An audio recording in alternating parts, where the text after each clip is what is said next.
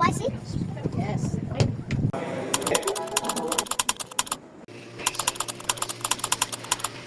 Sili na may kalamansi. Tapos yung hindi maanghang. Maanghang saka hindi maanghang.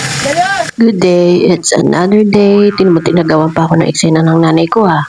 What's that?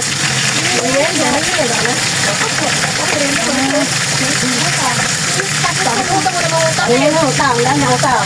Pagkabot ko ng pasalubong ko, tinanong ko kung nagmerienda na siya o daw nangutang daw siya sa tindahan. Ay talaga naman, batang to.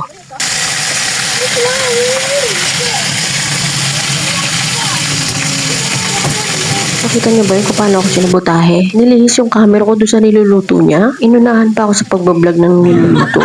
Nagluluto kasi siya ng kakainin nila mamaya sa Halloween party nila mga Zumba ladies. Ayan, binawi ko na yung camera. Yung pagdating ko nga, nagpahinga lang ako saglit. Tapos nagasikaso na rin ako nilulutuin. Ang hirap talaga mag-scroll.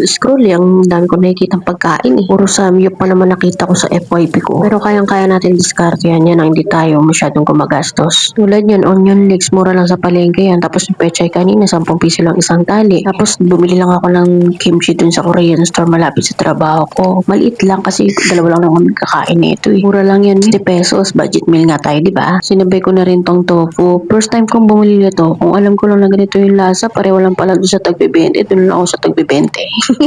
Tapos nag-crack lang ako ng 3 egg. At ito na nga mag-i-start na tayo magluto. Hindi na ako hanapan ng perfect na luto. Miha, first time ko itong lutuin.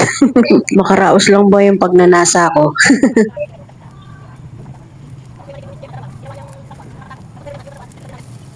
Pagkatapos kong lutuin yung itlog, nag na ako ng tubig. Habang pinapakuluan ko nga yan, hiniwa-hiwa ko na itlog. Nung gumulo, nilagay ko na yung instant ramen. Yan lang ginamit kong ramen bee para mura lang. Tapos nilagay ko na yung ibang sahog. Oh, mukha bang hindi masarap yan? Hindi kasing mahal. Craving satisfy na hindi gumagastos ng sobra.